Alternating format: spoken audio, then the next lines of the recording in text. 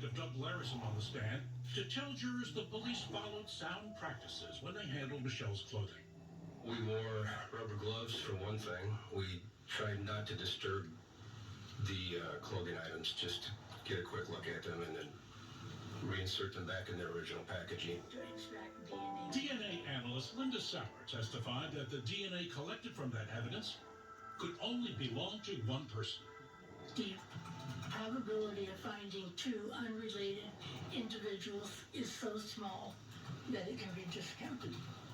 But defense attorney Spees wasn't rolling over for the state's DNA case. Jerry Lynn Burns is not guilty of the killing of Michelle Martinko. Do you recognize The defense attorney went after the cops for the way they handled the evidence over 4 decades. Spees argued key items, like Michelle's dress, were jumbled up with her other clothing, tainting them forever. When you opened up the original packaging of the dress, the panties, and the pantyhose, were the items all bundled together? As far as I recollect, they were, yes. And there was another reason to question the prosecution, the defense attorney said. Something called DNA transfer. Trace DNA. He quizzed his own expert witness.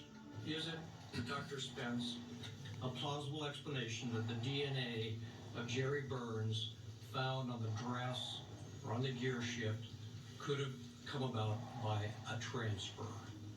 Yes, that's a distinct possibility.